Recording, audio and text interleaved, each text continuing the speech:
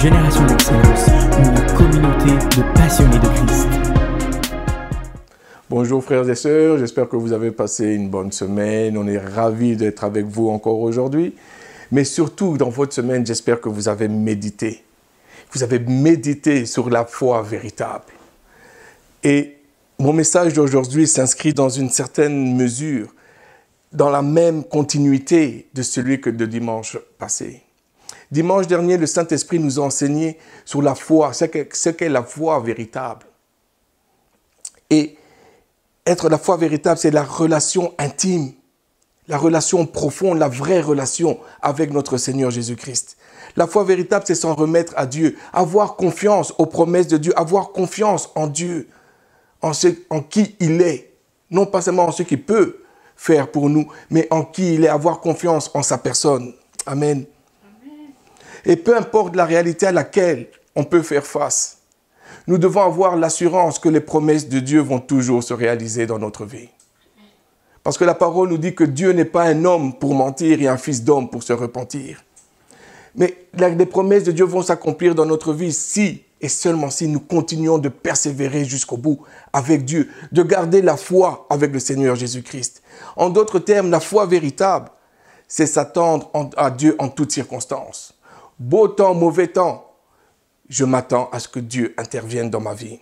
C'est d'accepter la souveraineté de Dieu dans ma vie, dans le temps qu'il a choisi à l'accomplissement de ses promesses. La Bible nous dit que Dieu fait toutes choses bonnes en son temps.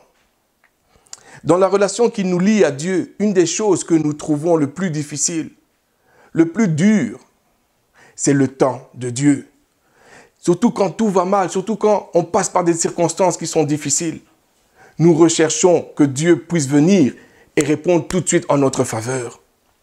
Plusieurs d'entre nous avons la difficulté avec ce qu'on appelle le temps parfait de Dieu, le temps kairos de Dieu, le temps convenu.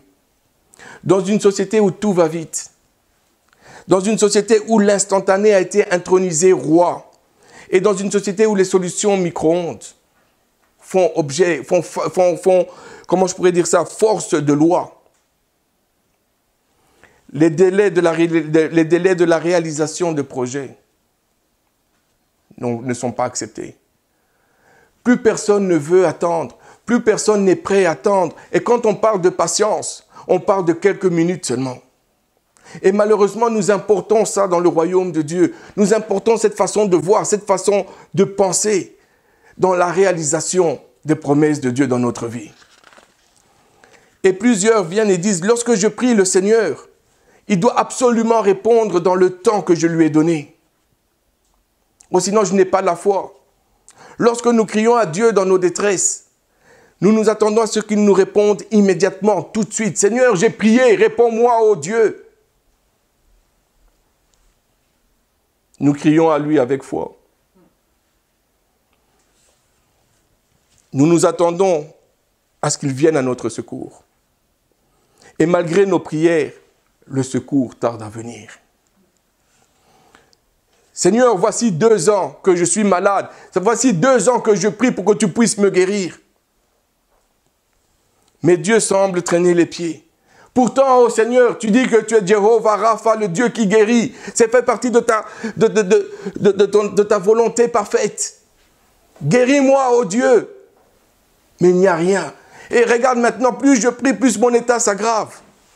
D'autres vont venir. Seigneur, ça fait 10 ans que je prie pour que mon épouse et mon époux puissent être sauvés. Mais on dirait que tu as oublié mon adresse.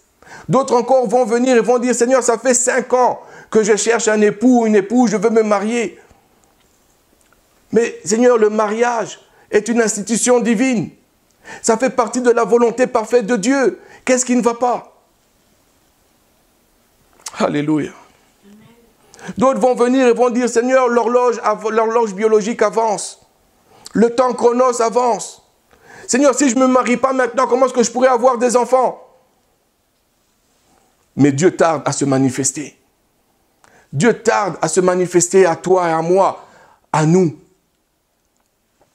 Bien-aimés, comment réagissons-nous au délai de Dieu dans nos vies? Lisons ensemble Marc 5, 21 à 36.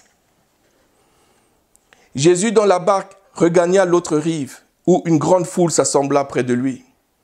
Il était au bord de la mer. Alors vint un des chefs de la synagogue, nommé Jairus, qui, l'ayant aperçu, se jeta à ses pieds et lui adressa cette instante prière.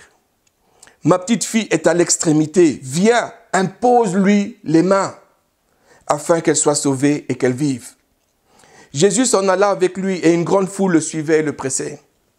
Or, il y avait une femme atteinte d'une perte de sang depuis 12 ans. Elle avait beaucoup souffert entre les mains de plusieurs médecins. Elle avait dépensé tout ce qu'elle possédait. Et elle n'avait éprouvé aucun soulagement, mais elle était allée plutôt en empirant. Ayant entendu parler de Jésus, elle vint dans la foule par derrière et toucha son vêtement. Car elle disait, si je puis seulement toucher ses vêtements, je serai guérie. Au même instant, la perte de sang s'arrêta et elle sentit dans son corps qu'elle était guérie de son mal. Jésus connut aussitôt en lui-même qu'une force était sortie de lui et se retournant au milieu de la foule, il dit, « Qui a touché mes vêtements ?» Ses disciples lui dirent, « Tu vois la foule qui te presse et tu dis, qui m'a touché ?» Et il regardait autour de lui pour voir celle qui avait fait cela.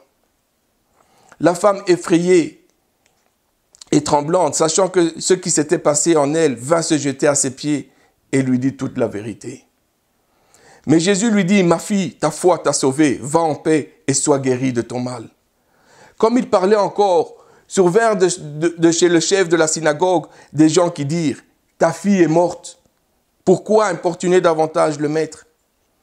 Mais Jésus, sans tenir compte de ces paroles, dit au chef de la synagogue, « Ne crains pas, crois seulement. » Amen. Amen. Plusieurs d'entre nous connaissent ce passage. Lorsque nous lisons en général, ce qui retient notre attention, c'est la femme à la perte de sang. Mais comme sans doute vous l'avez constaté, le passage de la femme à la perte de sang vient au milieu de la tragédie que Jairus et sa famille sont en train de passer. Jairus était un homme important dans sa communauté. La parole nous dit que c'était un des chefs d'une des synagogues. Oh. Sa petite fille chérie, est malade. Elle est gravement malade, que la parole nous dit. Et assurément qu'ils sont partis voir plusieurs médecins. Mais qu'est-ce qui se passe? C'est que son état s'aggrave. Et son état s'aggrave encore plus jusqu'au point qu'elle est mourante. Jairus, qui avait probablement entendu parler des miracles de Jésus, il avait sûrement entendu parler de Jésus, des prodiges qu'il faisait. Il le cherchait et sûrement qu'il y a eu quelqu'un qui est venu lui dire « Hé Jairus, Jésus que tu cherches vient d'arriver. » Et la parole nous dit que Jairus le cherchait. Et quand il l'a découvert, il s'est jeté à ses pieds. Mais j'aimerais qu'on comprenne, c'est que peu importe ton standing, peu importe ton état, peu importe où tu es socialement, Jairus était bien coté, il était bien reconnu dans sa communauté. C'était un des chefs des synagogues, mais il s'est jeté aux pieds de Jésus-Christ. Est-ce que nous aussi, on se jette aux pieds de Jésus-Christ? Est-ce qu'on est prêt à oublier notre standing? On dit, Seigneur, il n'y a que toi. Jairus avait compris quelque chose de très particulier ici. Jairus avait compris que Jésus était la solution. Et il est venu, il n'a pas demandé, viens chez moi. Il dit, viens et impose les mains sur ma fille. Impose les mains sur ma fille afin qu'elle puisse être guérie. Amen. Jairus avait une grande foi.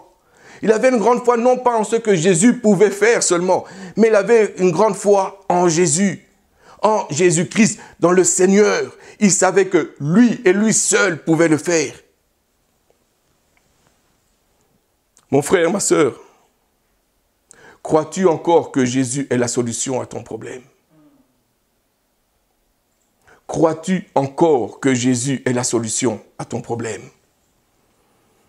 Le seul et l'unique solution à ton problème, c'est Christ et Christ seul. Amen. Le Seigneur, dans son amour et dans sa compassion, est allé avec Jairus. Il marchait et pendant qu'ils étaient en route, il y a quelque chose qui se passe. Il y a quelque chose qui arrive et qui retarde le Seigneur. Il y a une personne qui vient. Il marche vers la maison de Jairus. La foule les suivait et plus il marchait vers la maison de Jairus, plus la foule s'agrandissait et pressait Jésus. Et à un moment donné, Jésus qui s'arrête et dit, qui a touché mon vêtement? Qui m'a touché? Qui m'a touché? Ça retarde Jésus dans son élan. Il avait senti qu'il y avait une force qui était sortie de lui. C'était la femme malade depuis 12 ans, avec la perte de sang, qui était venue, qui avait touché le vêtement de Jésus. Et elle avait été guérie sur le champ. Je ne sais pas, mais je me pose la question, je ne peux pas m'imaginer comment est-ce que Jairus devait se sentir à ce moment-là. Il devait, devant cet épisode, il devait dire, mais attends, bien-aimé, imaginez un peu ceci. Ma fille, mon bébé est malade, ma fille unique est malade, elle est mourante. Je vais voir le médecin. Je cours vers le médecin. Je supplie le médecin de venir chez moi à la maison pour soigner ma petite fille. C'est ma petite fille qui est mourante. Et en cours, le médecin accepte et en cours de route, près de la maison, à quelques pas de la maison, il y a la voisine qui fait une crise cardiaque et le médecin décide de s'arrêter pour soigner la voisine et retarde la guérison de ma fille. Il reste que quelques minutes, peut-être au grand maximum quelques heures pour que ma fille puisse décéder. Et le médecin décide de s'arrêter et soigner la voisine. Jairus devait se dire, mais Jésus, attends, c'est moi qui suis venu te voir en premier. Seigneur, ma fille est mourante. Mon bébé est mourant. Fais quelque chose. Presse le pas. Il lui reste que quelques minutes. Oh Seigneur, avance, presse le pas. Oh Éternel des armées, qu'est-ce qui te prend à retarder, Seigneur Jésus-Christ? Il faut qu'on arrive avant que ma fille ne décède. Fais vite. Il devait seulement se dire, comme dans notre société actuellement, premier arrivé, premier servi. Ou encore, elle n'a qu'à aller prendre un numéro et attendre qu'on l'appelle. Chacun son tour. Frères et sœurs, par moments dans notre vie, dans notre marche avec le Seigneur, nous passons par des moments comme ça. Des moments où nous cherchons, où nous marchons avec le Seigneur pour un miracle. Et pour avoir un signe, des prodiges. Et on a l'impression qu'il est retardé. On a l'impression qu'il y a un frère, une sœur qui le retarde quelque part, qu'eux ont eu leur miracle. Et nous, on attend encore et encore. Le frère, la sœur a eu la réponse à sa prière. Et nous, on attend encore. On ne comprend pas qu'est-ce qui se passe. On a l'impression que le Seigneur nous a oubliés. On a l'impression que le Seigneur retarde. La suite de l'histoire nous enseigne que le Seigneur Jésus a pris le temps. A pris le temps pour parler à la femme qui a été guérie de la perte de sang. Il parlait avec, il la réconfortait. Et pendant que Jésus parlait, regardons ce que le verset 35 nous dit. Comme il parlait encore, survinrent de chez le chef de la synagogue des gens qui dirent « Ta fille est morte. Pourquoi importuner davantage le maître ?» Quelle grande déception et quelle grande douleur Jairus devait avoir. Son bébé, maintenant, est mort. Tout est fini. Si seulement, Seigneur, tu n'avais pas retardé. Si seulement, oh Dieu, tu étais venu plus vite. Maître, qu'est-ce qui se passe? Tout est fini maintenant. Et par moments, nous voyons les bénédictions que les gens autour de nous reçoivent de la part du Seigneur. Par moments, ce sont des choses pour lesquelles nous avons prié pendant longtemps. Et nous voyons dans la vie des autres personnes le miracle se faire. Oui, pendant un moment, quand on voit ce miracle se faire, on a de l'espérance que ça va se faire chez nous aussi. Mais on attend, on a l'impression que ça tarde. tout est calme chez nous. Il n'y a plus rien qui fonctionne. Et en plus de ça, il y a notre entourage qui vient et qui nous dit, arrête de croire. Arrête de déranger le Seigneur. C'est trop tard. C'est fini. Il n'y a plus d'espoir pour toi. Ce que tu espères, aujourd'hui, maintenant, c'est impossible pour toi. Tu as trop attendu. Ou alors, il y a encore d'autres qui vont venir et nous dire, le Seigneur ne veut pas te le donner. La liste est longue, frères et sœurs, la liste est longue. Mais malheureusement, la plupart d'entre nous, acceptons cela. Acceptons ce que les gens nous disent et nous baissons les bras au lieu de persévérer dans la foi, dans la prière. Persévérer, persévérer et nous attendre au Seigneur Jésus-Christ. Nous devons persévérer parce que Dieu n'a pas dit son dernier mot. Les gens ont dit, les circonstances sont là, mais Dieu n'a pas dit son dernier mot, frères et sœurs. Amen. Le verset 36 nous dit ceci, mais Jésus, sans tenir compte, écoutez-moi bien, sans tenir compte de ces paroles, dit au chef de la synagogue, ne crains pas, crois seulement. Ne crains pas, crois seulement. Le Seigneur ne tient pas compte des paroles des gens, mais il dit ne crains pas, crois seulement. Le Seigneur est en train de dire à Jairus ici, n'écoute pas les dires des gens, n'écoute pas les circonstances qui sont là. C'est pas fini, ce n'est pas fini encore pour toi. Crois seulement. Juste crois seulement et ne crains pas. C'est tout ce que le Seigneur demande à Jairus. Ne crains pas, mais crois seulement. Bien-aimés, certains d'entre vous ont prié pendant des semaines, des mois, des années, pour une intervention divine, pour un miracle, pour un signe, comment est-ce que je pourrais dire ça, pour que le Seigneur puisse venir et intervenir, pour que sa faveur descende sur vous. Et tu as l'impression que rien ne bouge, tu as l'impression que le Seigneur tarde à agir. Tu as la certitude que le Seigneur t'a oublié. Les gens viennent et te disent que ça ne vaut plus la peine d'importuner le Seigneur. C'est trop tard. Le temps est passé, que même la science, la technologie ne peut plus rien faire pour toi. D'autres encore disent que tu as trop péché. D'autres viennent et te disent comme ça que tu as été maudit ou que tu es maudit. D'autres te disent encore que depuis le temps que tu pries, il n'y a rien qui se fait. Je pense qu'il faut comprendre.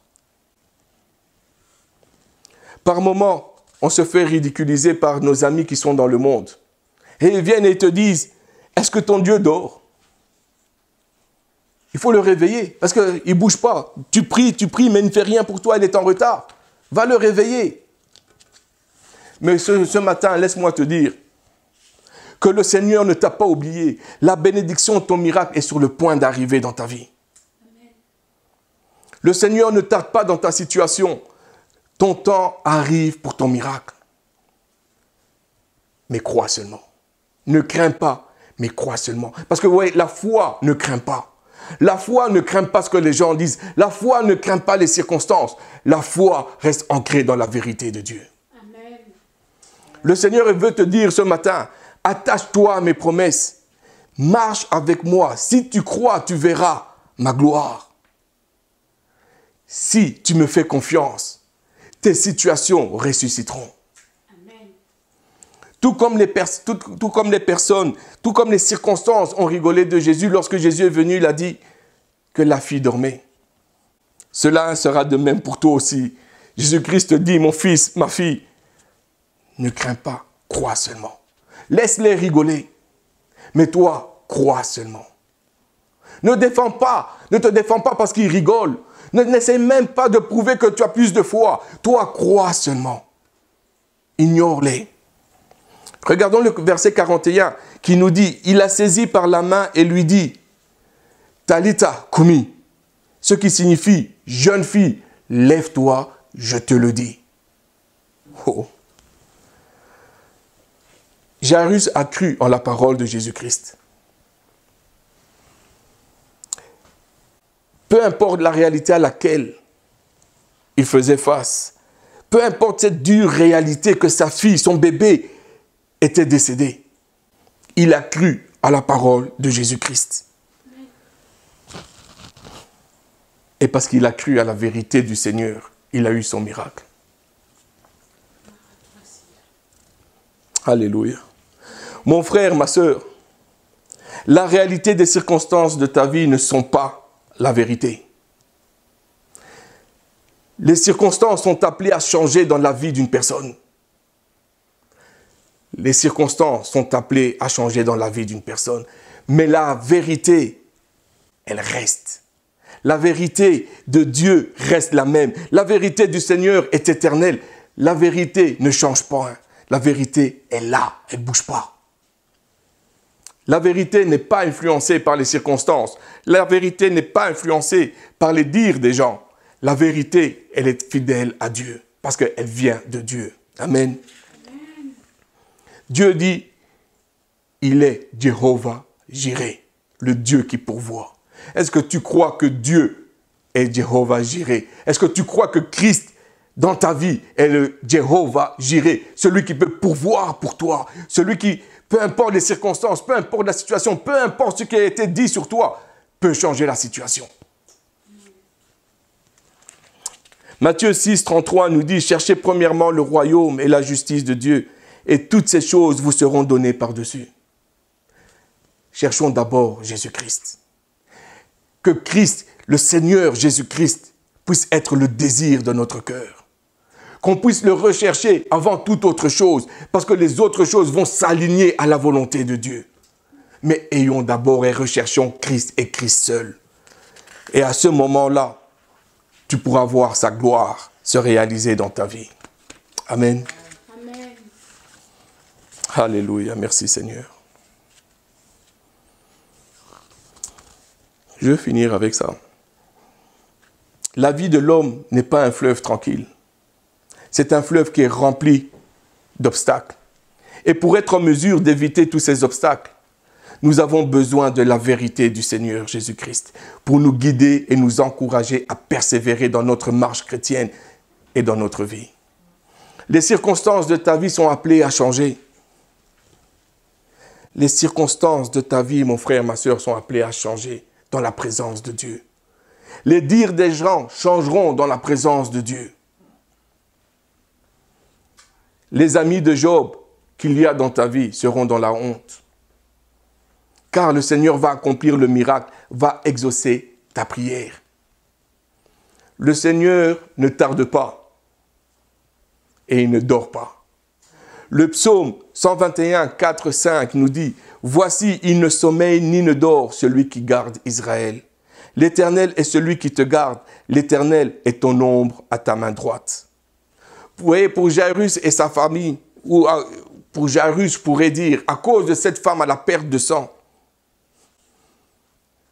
elle a retardé le Seigneur. Et sa fille est morte. Sa petite fille chérie est morte. Elle est décédée. Tout était fini, il n'y avait plus d'espoir. La vie était partie d'elle. Mais pour le Seigneur Jésus-Christ, c'était juste le commencement.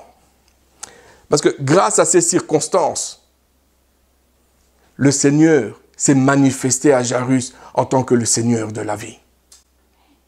Mon frère, ma soeur, le Seigneur veut et désire se manifester dans ta vie, dans ma vie, en tant que Seigneur de la vie. Mais donnons-lui cette opportunité, donnons-lui cette occasion de se manifester en tant que Seigneur de la vie. Il donne la vie à ceux qui sont morts. Il donne l'espoir là où il y a le désespoir. Amen. Amen. Alors, mon frère, ma soeur, ne crains pas. Crois seulement. Crois seulement. Le Seigneur n'est pas en retard. Il se manifestera dans ta vie en tant que Seigneur de la vie. En son temps, la parole nous dit qu'il fait toutes choses parfaites.